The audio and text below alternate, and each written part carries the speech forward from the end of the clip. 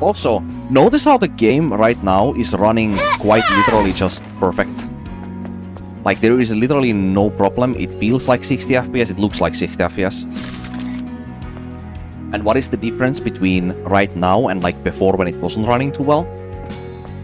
Nothing. Like, literally nothing.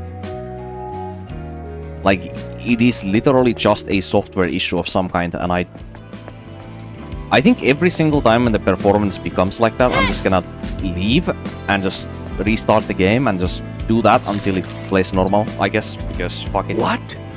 My goodness. So there really was an energy source. Give it to me, Angel. Now! We had an agreement. You're supposed to give it to me. An angel shouldn't lie. Give it to me. Do you hear yourself? How can you be so entitled? Abe, there's a fusion drive at the back of the store. Strange, isn't it? Wait, you can't just... Come on. Let's find out what's really going on. Remember that talk with Beatrice? About a person who had a compulsive desire and like obsessive behavior to absolutely want to... Actually, let me restart that. Remember with Beatrice, who I described to be an obsessive and compulsive psychopath who enjoys other people's, especially the people's that she cares about, their pain, so she has sadistic tendencies as well.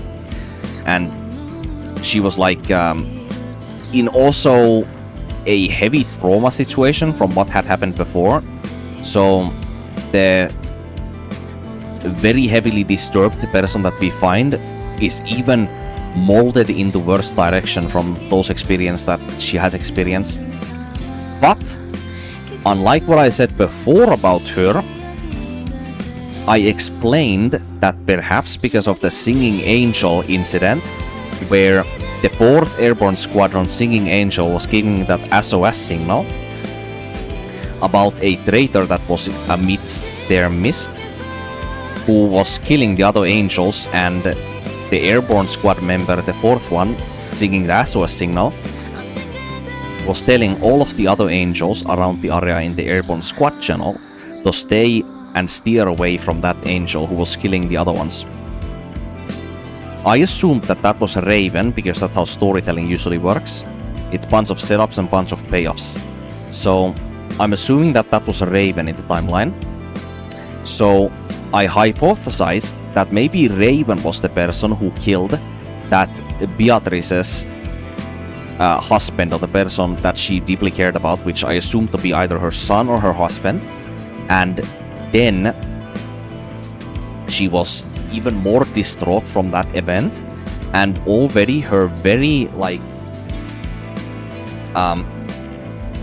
disturbed and very unique and somewhat deviant like personality that that person normally already had was only emphasized by the past trauma that she experienced.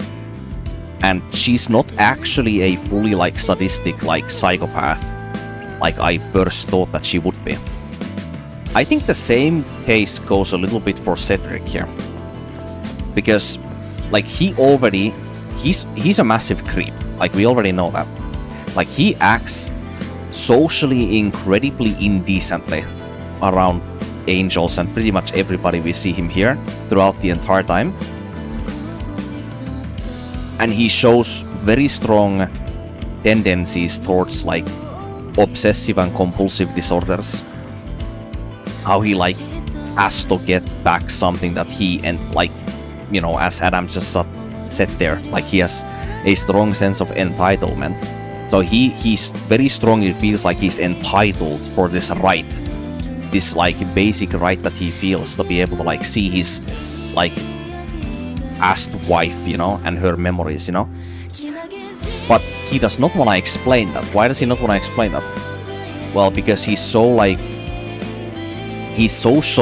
like socially awkward and like not a level-headed person, that he cannot pull himself or push himself to be able to actually like constructively explain his thoughts and like his actions. He does not want to explain them because he feels like it would be too difficult to try to do so. So instead he just shows this very like vague but like disturbed side of him through his dialogue.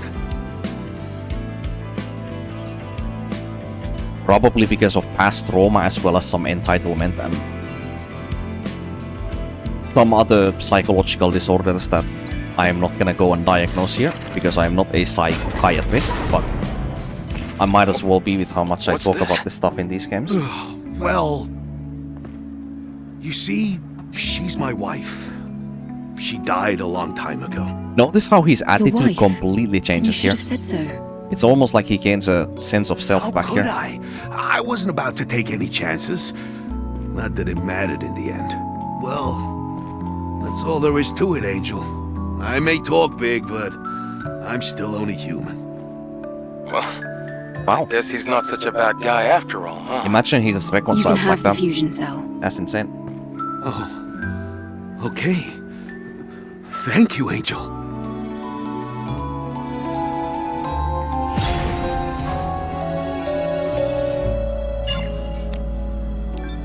You know, Cedric, have you noticed that your wife looks exactly like 3 of the other NPCs walking around the streets in here? Have you noticed that? Angel, you're here. The fusion cell is being put to good use. So, what do you need? Can you sell me something? Angel, you're here. So, what do you need? Oh, fuck me. You know what I just realized? Kara is next. Or I mean Kaya's sister talk is next. Oh, fuck me. There's a lot of heavy hitters here, isn't there? Hello, Angel. Hi, Kaya. How's the junkyard doing? I'm doing all right, thanks to you.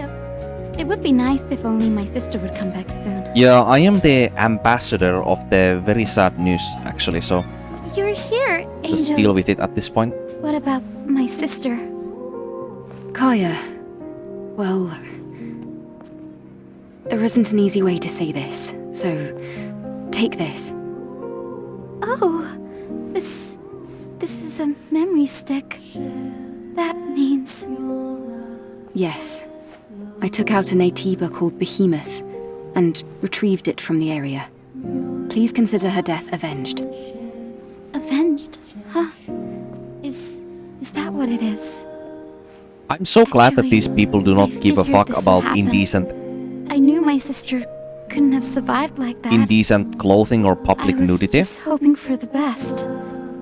But I guess all I was Because doing was Eve just wearing something like denying this in this situation reality. is so... Kaya. It looks so inappropriate. It's okay. I love it. The important thing is that I have my sister's memories back. Her memory will live on in me, running our establishment together. That's the menu theme I Thank you, hear. Angel. Please come back again soon. Yeah, her way to somehow like...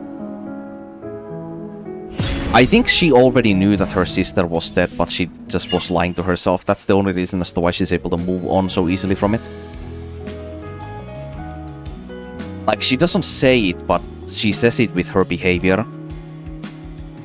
Like, her, like, behavior of how she moves, how she talks, and where she looks, and the eye contact and all that, is basically telling us that she knows something that she does not want to tell because she feels too awkward or too anxious to actually like tell her true thoughts almost. But then again, if that's the case, she's like that throughout the entire game from start to finish. So I cannot fully say that Kaya is like this because of what she knew about Kara possibly at the back of her mind. Or it could just be badly like done character rigging and movement from the developers. That's also possible, but I wouldn't wanna say so. But knowing this game's consistency with its character screenplay, I would say at this point it is totally possible. Sky Ace. Hi, Kaya. The repairs of my displayable goods seem to be going well. it must be thanks to you. But yeah, You know I do don't believe buy that. sweet talk. I do believe that. It's worth a shot. Anyway, nice to see you. Yeah, Kaya is able to move on from Korra's deaths relatively easily because she already believed that her sister was actually dead, but she was just lying to her own self. She was lying to us, and she was lying to her own self even more because she wanted her to be alive that badly. But at the same time, she was prepared to get the news that she is indeed wrong.